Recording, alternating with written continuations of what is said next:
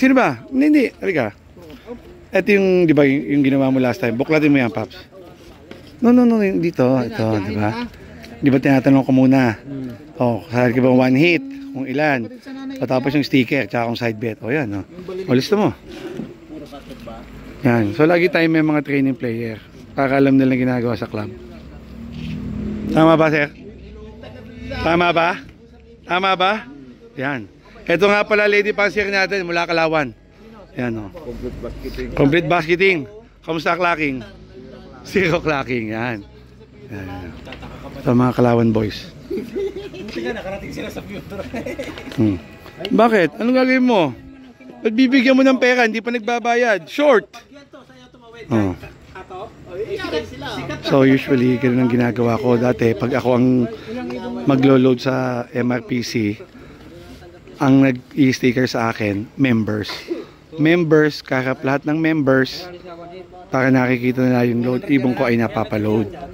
So para transparent tayo, no? Ayan, si Sir Romel Pasaraba. Dalawa isasalin sa one hit. Oh, so magkano? Ilang sticker? Sasali ba ng side bet 200? Ano yan? Plus 40, tama. Oh. Sasali ka ba ng side bet? Sir, 200 hindi na. Oh, hindi na daw. Oh, yun. Okay. Sige, 240. Lagyan mo naman kung magkano. 240. Yan. O, yan sisingil mo mamaya. O, diba? Maganda yan. Natututo yung mga players yung humipo or humawak, no? Advantage sa inyo lahat yan. Romel Pasaraba, yun, no? At spring. Yung bola, yung lalaro. Oh. Hindi muna yung sticker yung dinikit mo, Paps. Binasa mo ba yung singseng? Chinik mo yung number? Oh, sino yan? Sa susunod, Paps. Sige. Ayan, si PHA. Kaso nga lang, Paps, pag nakalimutan mo, hindi mo alam kung saan mo ilalagay ito.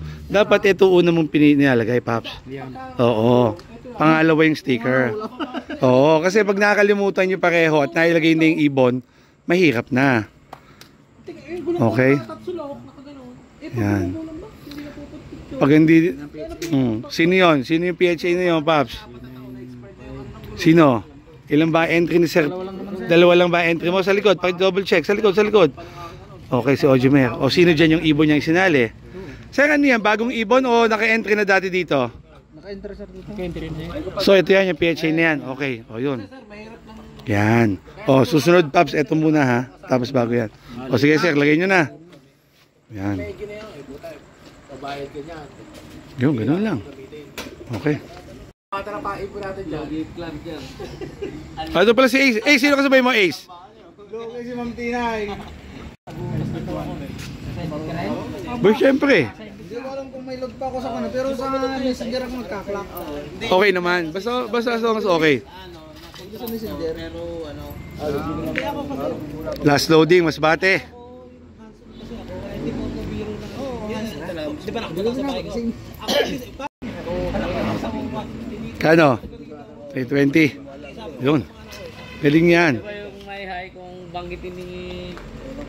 Sino? Ma-JJ? Ma-JJ. Kaya mas pati, mas late din yan. Alam niya, napakakinis ha. Oh, lagay mo na like kung naka one. Paps, huwag mong kalimutan ilagay yung ano ha. Ano sa mo nang ginagamit dyan? Head and shoulders. Pati ang paang kinis. Kinis ha. Pero talagang pagputi nagninis-nis. Ayan. No? Ewan ko lang sa linggo kung makinis pa. Ayo, binabati nyo. Usually, pag binabati, hindi na uwi. Napakasasalbahin nyo eh. O, teka, tetaypan, Paps.